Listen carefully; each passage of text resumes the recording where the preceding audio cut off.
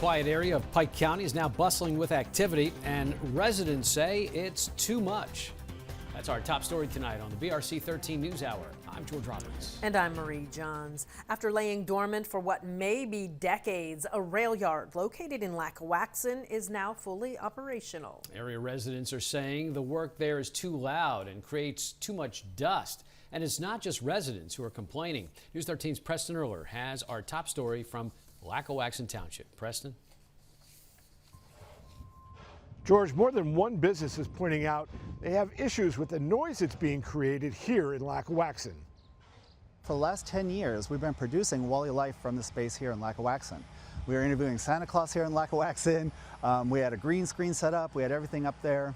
And this past year, it just became too noisy. That noise, Bystrom says, is emanating from Strategic Rail Solutions, or SRS, that receives crushed aggregate from a local quarry at the Lackawaxen rail yard directly across the street from his former studio and transports it out of the area via rail. When they started their operations in February, there were banging tailgates, there were loud beepers. We couldn't schedule interviews because you never knew when the activity was going to take place. Bystrom has since moved his operation out of the area. Joanne Jan, owner of the Roebling Inn on the Delaware for 40 years, says the rail traffic noise has increased substantially, typically between 10 p.m. and midnight, and says that's not good for people staying at her inn who are seeking peace and quiet. It is like thunderish.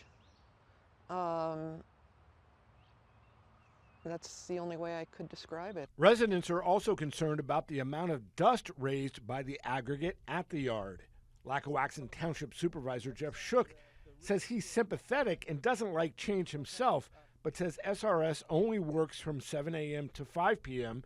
and has cleaned up the rail yard and is working to lessen the noise and the dust. They've put a low volume backup alarms. They're working to change the tailgates on the trucks to make them hydraulically open, hydraulically close. And they most recently purchased a water truck to help keep the dust down. Bystrom says the water truck accomplishes little, calling it just for show. SRS CEO Steve Guido says they're committed to being a responsible, long-term neighbor in the community. We're addressing all the concerns that the supervisors in the neighborhood and the township have brought up on a daily basis, period. Ultimately, Shook points out the supervisors don't have the authority to regulate what goes on here at the rail yard. Back to you in the studio.